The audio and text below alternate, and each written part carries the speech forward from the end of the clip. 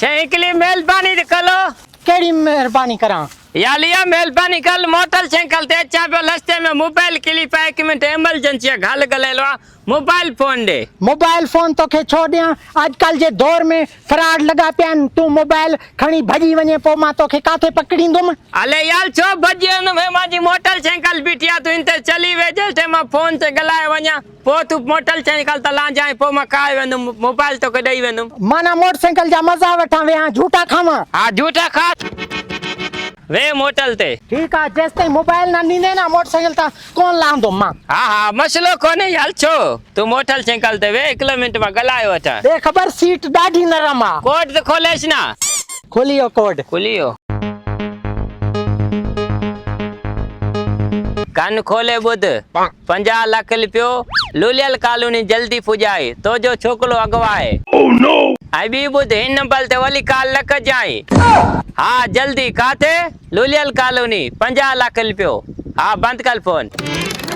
हे शई phone तो जी वडी मेहरबानी। शई मेहरबानी तवा जी तवा के फोन दिनो। हाँ यार मां भूलतो हाने मोटरसाइकिल जा मां मजा वठता है हाने हिन तरफ दा चढ़ियो ला केड़ी तरफ दा। हाले तू ज्यादा दिल कले उडो लाऊ। हाँ यार हाने हिन पासे दा मां चढ़ियो हिन पासे लाण जो बड़ो मजो वठा। हाँ ठीक है मोटरसाइकिल कंदिया ड्रोन ड्रोन ड्रोन। ठीक है चल रो यार ठीक है मेहरबानी। ड्रू करे तो वडो चल रो यार।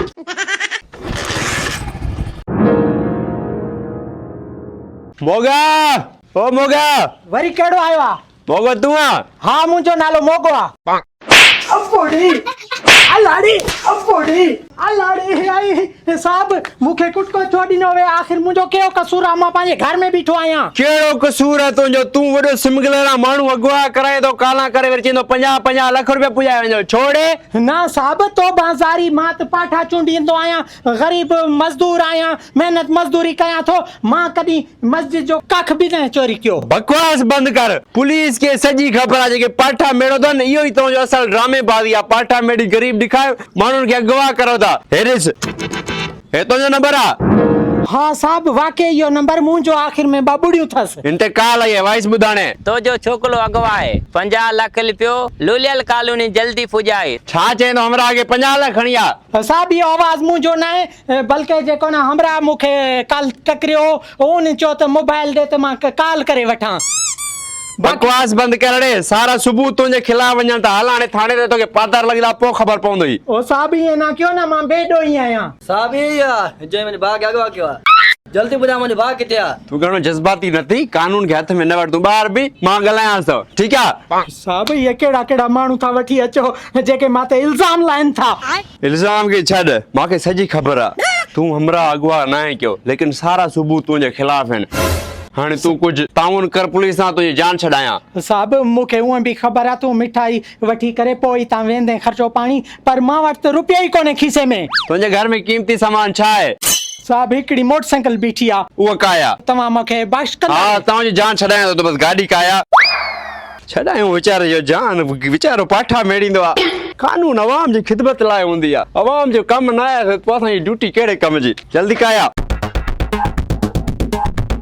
या यार बिया आते बेओ कुछ कोने इन घर में। बेओ यो मोबाइल कट।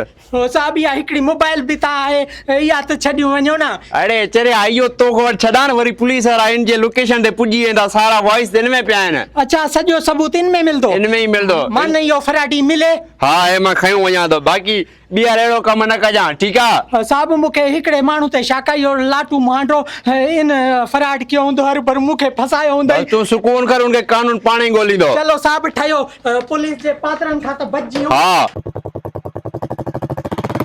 मुझी बेस्तिया जिले की बेस्तिया रुलिना में बर्बाद थियो मोबाइल यो मोटरसाइकिल भी हनियो।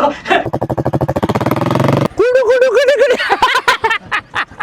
दयाल मोटल काय आहे? मोटर काय आवाज મોબાઈલ બી દબે આયો यार दाबो वडो तो यार દાબો છે આ કુલી આલો પુલિસ આલો બાકી દાબો સચ્ચી આલે કા વધીકતા છે અરે કાનૂન જાગ્યું અહીંયા ન ગેલા ને વરી અરે ચંબા ના કાય કાનૂન લાંચી કુડા હાલે બધું મોટલ છા ખપાય કામ હલાયું તા હા. મોબાઈલ ફોન તું લાકે ટેમ છા ધોબી કે વિચાલે કે દે વલદી એના કુટન છે ને પુલિસ આલો હા યાર વર્દીયો કિરાયો બી ઘણો થયો મોટા ઠીક આ